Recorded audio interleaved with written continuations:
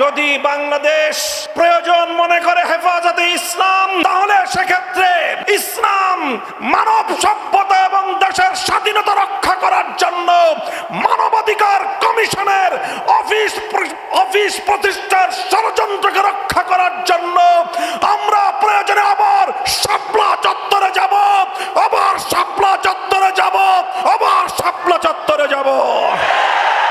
যাদের বুকের রক্তের উপর ফ্যাসিবাদ বিরোধী আন্দোলনের পাটাতন তৈরি হয়েছিল, সেই শাপলা চত্বরের বীর শহীদানদের রক্ত ভেজা রক্ত স্নাতে বাংলার মাটিতে আবার 2021 সালে হেফাজতে ইসলাম বাংলাদেশের কর্মীরা দেশের স্বাধীনতা এবং আধিপত্যবাদ বিরোধীর সংগ্রামে মোদি এবং বাংলাদেশের আভ্যন্তরীণ বিষয়ে চরমভাবে হস্তক্ষেপকারী বিতর্কিত ভারতের প্রধানমন্ত্রী নরেন্দ্র মোদীর আগমনকে রুখতে গিয়ে শাহাদাত বরণ করেছিল হেফাজতে ইসলাম বাংলাদেশের প্রায় 25 জন নেতাকর্মী।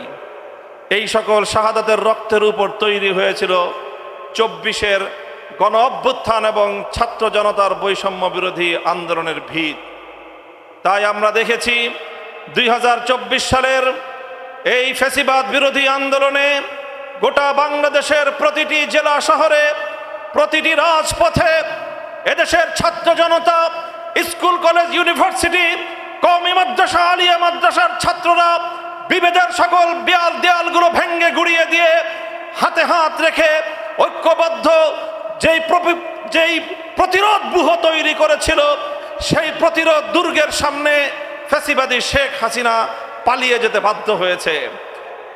আমরা সেই আন্দোলনের অন্যতম বৈশিষ্ট্য দেখেছি যে গোটা বাংলাদেশের প্রায় প্রতিটি শহরে শহরে আমার ছাত্ররা রক্ত দিয়েছে, জীবন দিয়েছে। বারুদের ঝাঁজে গোটা পরিবেশ যখন ঝাঁঝালো হয়েছিল, সেই ঝাঁঝালো বারুদের পরিবেশে রক্ত ভেজা রাজপথে দাঁড়িয়ে প্রতিটি নামাজের সময়ে আল্লাহু আকবারের আজানের ধ্বনি দিয়ে জামাতে নামাজ কায়েম করে বাংলাদেশের আগামীর গতিপথ তারা তৈরি করে দিয়েছে। 24-এর সেই শাহাদাতের রক্তের উপর তৈরি মঞ্চে 2024 সালের 8ই আগস্ট অন্তর্বর্তীকালীন সরকার ক্ষমতার মসনদে বসেছে। আজ 1 বছর পূর্তি হতে চলেছে জুলাই বিপ্লবের। দীর্ঘ 1 বছরে অন্তর্বর্তীকালীন সরকারকে প্রতিটি ক্ষেত্রে আমরা সহযোগিতা করেছি, উৎসাহ জুগিয়েছি। দেশ এবং জাতির পক্ষে, তাওহীদি জনতার পক্ষে ভূমিকা পালন করবার জন্য আমরা উদ্বুদ্ধ করেছি। যখনই আমরা দেখেছি সরকার কোনো ভুল পথে পরিচালিত হওয়ার উপক্রম হয়েছে, জাতির অভিভাবক হিসেবে হেফাজতে ইসলাম বাংলাদেশ সরকারকে সৎ পরামর্শ দিয়েছে, সতর্ক করে তাদের পদস্খলন থেকে তাদেরকে রক্ষা করবার চেষ্টা করেছে। আমরা দেখেছি যখন নারী শিক্ষা নারী কমিশনের নামে বাংলাদেশের আবহমান কাল থেকে চলে আসা এদেশের পারিবারিক বন্ধনকে, এদেশের ইসলামী তাহজিব তামাদ্দুনকে ধ্বংস করবার নীল নকশা নিয়ে তারা মাঠে নেমেছে। হেফাজতে ইসলাম বাংলাদেশ বিগত 3রা মে সোহরাওয়ার্দী উদ্যানে ঐতিহাসিক সমাবেশের মধ্য দিয়ে বাংলাদেশের আগামীর গতিপথ নির্ধারণ করবার বার্তা দিয়েছে। আজ আমাদের চূড়ান্ত বার্তা হলো এই আমার সন্তানদের শাহাদাতের রক্তের উপর বাংলাদেশে আল্লাহু আকবারের আজানের আওয়াজ দিয়ে, আজানের ধ্বনি দিয়ে সংগঠিত বিপ্লবের মঞ্চে দাঁড়িয়ে বাংলার মাটিতে ইসলাম বিরোধী কোনো কার্যকলাপ বরদাস্ত করা হবে না। সুনির্দিষ্টভাবে আমরা বলতে চাই, আমরা বাংলাদেশে জাতিসংঘের মানবাধিকার কমিশনের নামে বাংলাদেশের স্বাধীনতায় হস্তক্ষেপ করবার নীল নকশা বাস্তবায়ন হতে দেব না। মানবাধিকার কমিশনের ঐতিহ্য আমরা জানি, তাদের এজেন্ডা এবং উদ্দেশ্য সম্পর্কে আমরা অবহিত রয়েছি।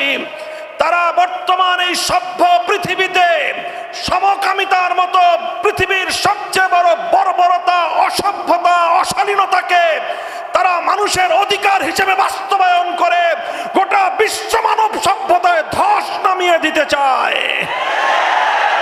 যদি বাংলাদেশ প্রয়োজন মনে করে হেফাজতে ইসলাম, তাহলে সেক্ষেত্রে ইসলাম মানব সভ্যতা এবং দেশের স্বাধীনতা রক্ষা করার জন্য মানবাধিকার কমিশনের অফিস প্রতিষ্ঠার ষড়যন্ত্রকে রক্ষা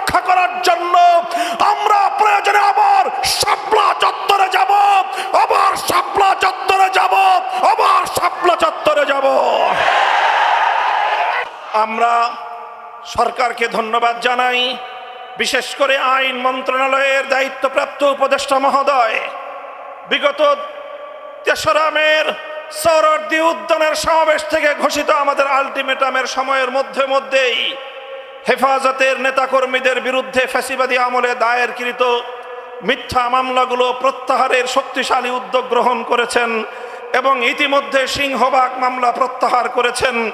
এজন্য আমরা আন্তরিকভাবে অভিনন্দন জানাই। নারী কমিশনের সিদ্ধান্ত এবং তাদের প্রস্তাবনা বাস্তবায়ন করার ক্ষেত্রে সরকার কোনো ধরনের পদক্ষেপ গ্রহণ করে নাই, এটাকেও আমরা একটা শুভ লক্ষণ হিসেবে গ্রহণ করতে চাই।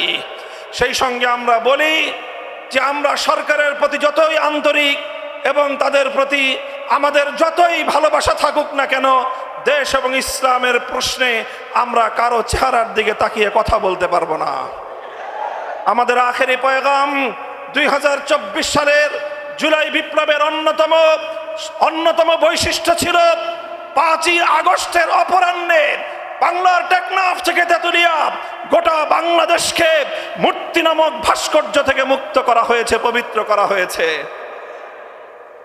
আবার যদি বাংলাদেশে নতুন করে ভাস্কর্য কালচার ফিরিয়ে আনবার কোনো ধরনের দিবা স্বপ্ন কেউ দেখেন, তাহলে রাজপথে আমাদের রক্ত মারিয়ে আপনাকে সেই ভাস্কর্য কালচার আবার নতুন করে স্থাপন করতে হবে। আমরা যে রক্ত দিয়ে ধোলাই খালের স্বৈরাচারের ভাস্কর্যকে প্রতিহত করেছি, মসজিদের নগর ঢাকার ঐতিহ্যকে রক্ষা করার জন্য আমরা আবার রাজপথে নামব, আবার কাফনের কাপড় মাথায় বেঁধে রাজপথে নামব ইনশাআল্লাহ। প্রস্তুত থাকবেন। হেফাজতের আমির আল্লামা মুহিবুল্লাহ বাবু নগরী আজান দিবেন, সে আজানে আমরা সাড়া দিয়ে জামাতে শরীক হওয়ার জন্য গোটা বাংলাদেশকে যে কোনো আধিপত্যবাদ থেকে রক্ষা করার জন্য আমরা প্রস্তুত থাকব। সকল শহীদানদের শাহাদাত কবুল এবং তাদের রুহের মাগফিরাত কামনা করে বক্তব্য শেষ করছি। নাসরুম মিনাল্লাহি ওয়া ফাতহুন করিব ওয়া আখিরু দাওয়ানা আলহামদুলিল্লাহি রাব্বিল আলামিন।